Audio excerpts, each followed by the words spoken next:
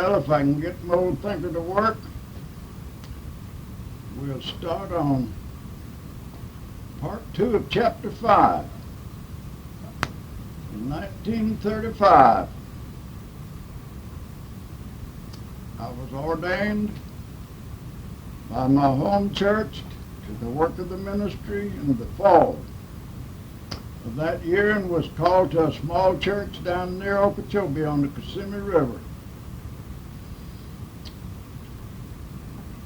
And Uncle Ben died that fall. That was the year he baptized me, and I baptized about April or May, and he died, I think, in October. So I was then with a full-fledged missionary Baptist.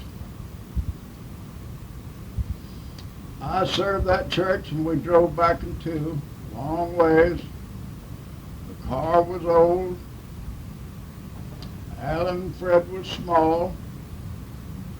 Went down there twice a month. Down on Saturday and come back on Sunday night. Served the little church to the best of my ability. We got along in peace, and everything was lovely. For about a year to a year and a half, I don't think it was 2 years, and I went to work with Babcock, and my old car got to where I couldn't hardly make them rounds, so I gave up the church. And then I moved to Fort Myers in '38. Well, that got me completely away from the churches. I went to some churches down there in Fort Myers, some. But while I was working that furniture route through LaBelle,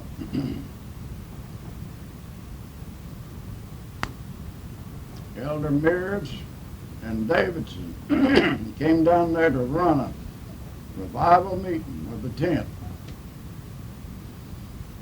And they put in on me to cooperate with them and help them.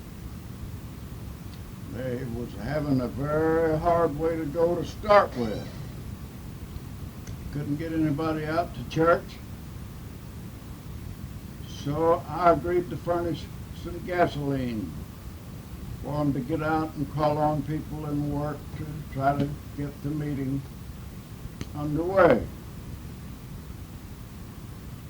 And I don't remember, I think that I probably got about a $40 or $50 gasoline bill during the time they was running that meeting.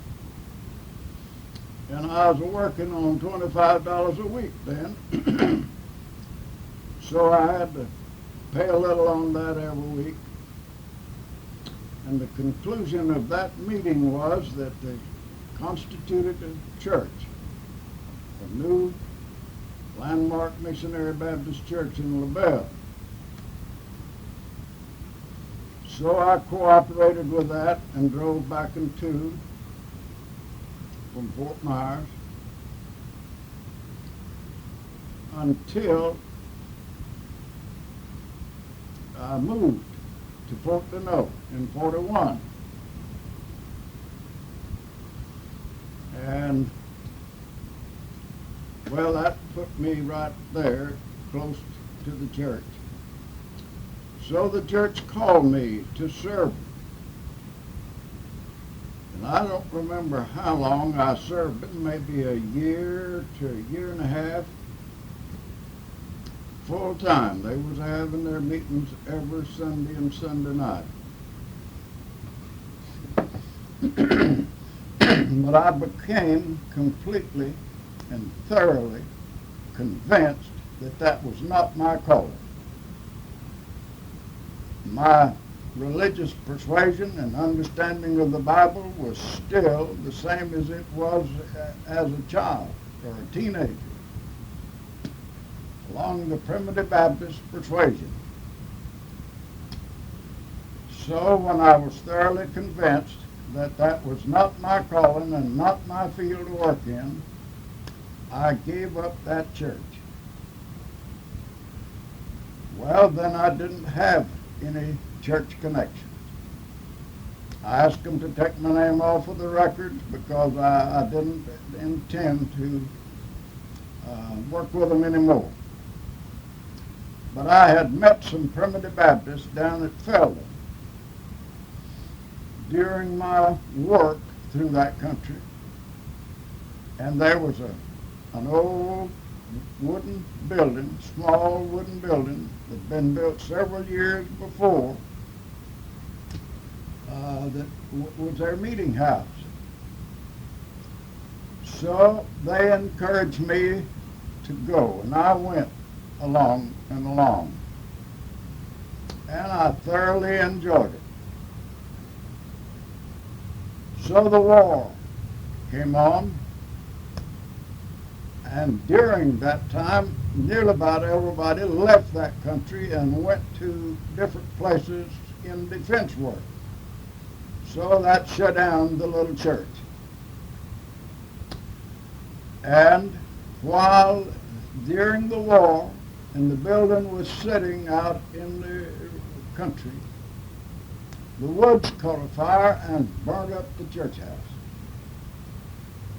So there was a good while there that there was no services held in that community among the primitive Baptists. But about the time the war ended, or just before, some of them people began to come back, and they wanted to hold services again. There was an old residential house sitting off about 200 yards from where the church burned down that nobody had lived in for several years. I don't think it had any windows and doors in it, but the roof was pretty good, and it was just an old frame house. So they decided we'd try to get a preacher and hold some meetings there.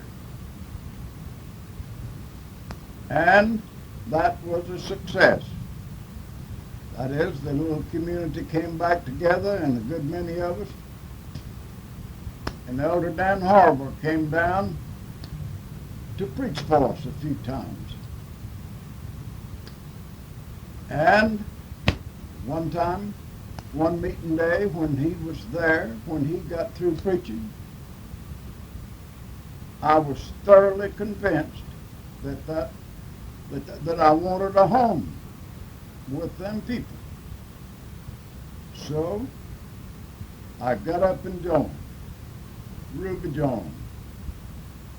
2 more men and their wives joined. A total of 6 of us joined there that morning in that old dwelling house.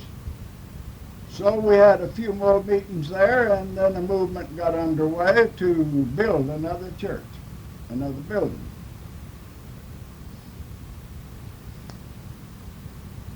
So we pitched in a little, each one of us a little, and some of them worked on the building, and pretty soon we had a new church house, just a rough wood building, and not too big, but anyway, we had a church home, and we enjoyed the meetings. Well, during that time, I was county commissioner, and another member of the church, Brother Asa Townsend, was also a member of the Board of County Commissioners. So we was pretty closely associated in politics and in the church work. And they had, from the day I joined the church, they'd put me up and asked me to take a part in the service. So it wasn't too long after we got the new church before they called for my ordination. And I was ordained to the work of the ministry.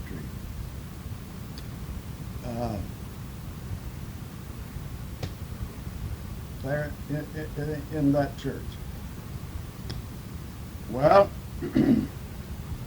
I was ready to do the best I could in that field, though I didn't have no education or qualifications for it, but my innermost beings gave me a strong urge to move forward.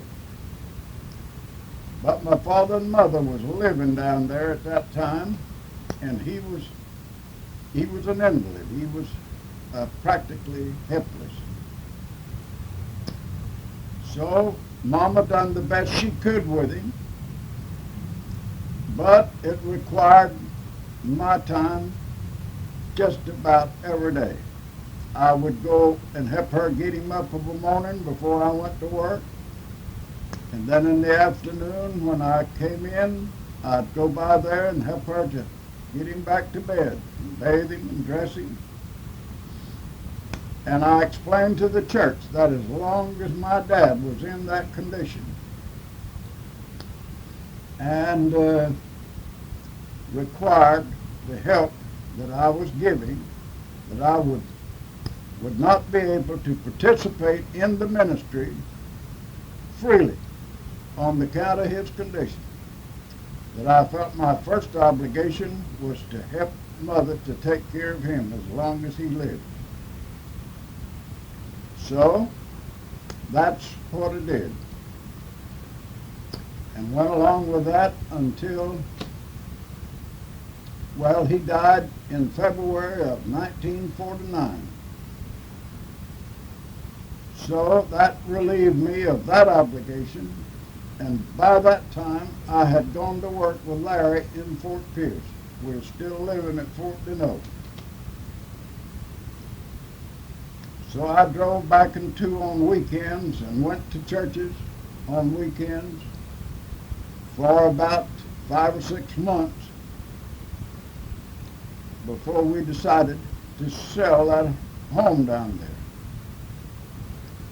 there. And by that time I had been called to a couple of churches in the Mount Aenon Association.